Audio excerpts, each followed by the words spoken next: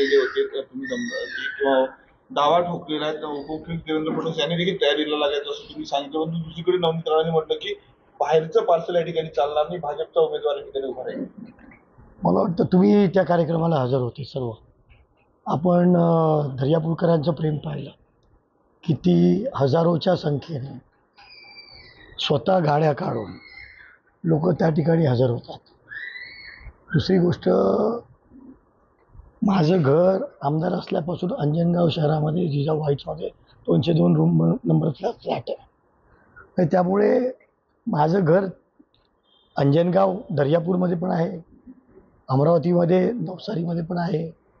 आणि उलट टाईमच्या आधी या अमरावतीमध्ये आम्ही राहायला आलो. या ठिकाणी साहेब 10 वर्ष खासदार राहिले, मी 5 वर्ष आमदार राहिलो. आमची अंजनगाव दर्यापूरमध्ये घरं आहेत. आणि दुसरी गोष्ट, एक महत्त्वाचा विषय आपल्यामार्फत मी सांगू इच्छितो. ताई लोकसभा हरल्या, त्यामुळे कुठेतरी त्यांना खूपच दुःख झालेलं दिसतं आजची गर्दी बघून.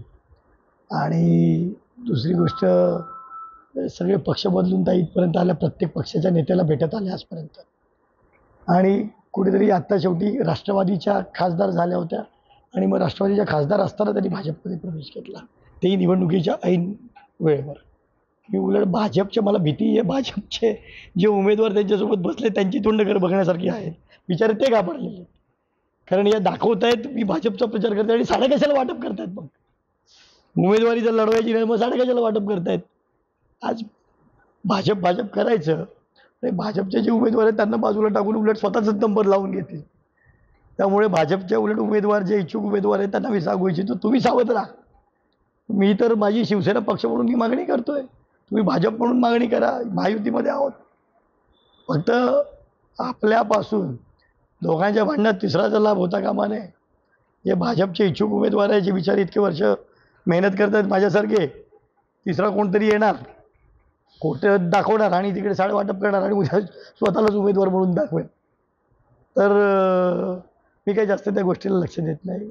मी माझं काम करतोय. मी जी जनतेची कामं केली, सरपंच आले, सरपंचांचे मानधन वाढवले, अंगणवाडी सेविका आल्या, त्यांनी जी मागणी केली ती पूर्ण झाली, कोतवालांनी मागण्या केल्या त्या पूर्ण झाल्या.